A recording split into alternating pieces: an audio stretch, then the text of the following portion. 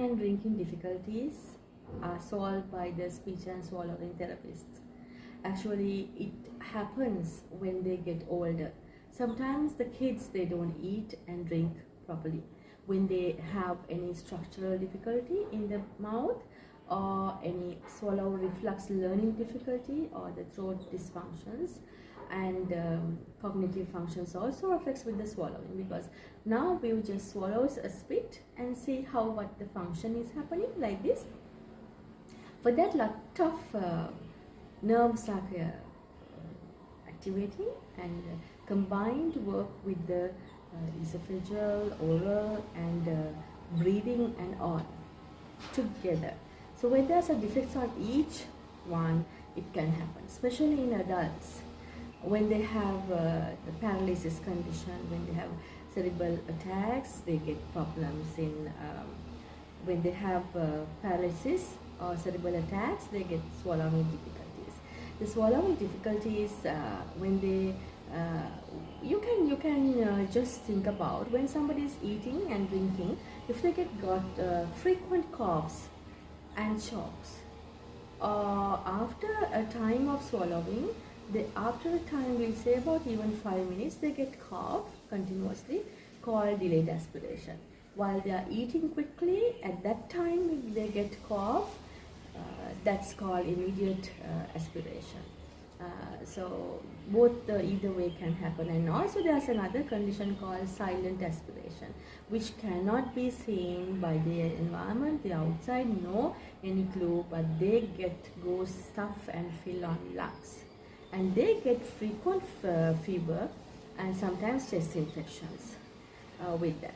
So consider when somebody is eating and drinking, they get difficulties to swallow or they spit out, or then that's mean oromotor muscular matter, and to swallow, the triggering problems. And then after eating or while eating, if they get cough and choke, that's called aspiration, that's called swallowing difficulty.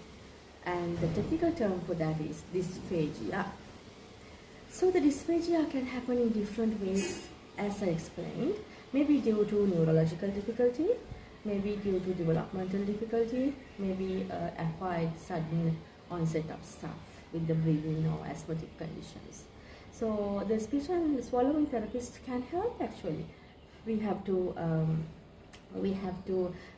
assess the patient and see where it goes wrong, and the therapeutic intervention introducing the practices to stimulate the function with the brain functions, to stimulate and to get back the matter. If there is a problem getting oral stuff, the speech and swallowing therapist suggests the NG tubes through the nose, through a small tube straightly go to the tummy or the peg. They are the one who suggest that with the team of consultants. So it's very safe method to get without getting choke and cough.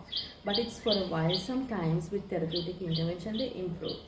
And we'll talk about the feeding defects of the kids, especially this eating and drinking difficulty for small kids are overall the matter for all the people. But that also a behavioral issue. I'll be talking in another clip separately with that, what to do and how to do. So when a person has a cough or discomfort, or after eating and drinking they get continuous cough frequently, that can be dysphagia. So go to your neurologist and get a speech and swallowing therapist advisors will help the person's life without feeling the stuff to the lungs. That can be cured mostly with the status of the condition and why it has come.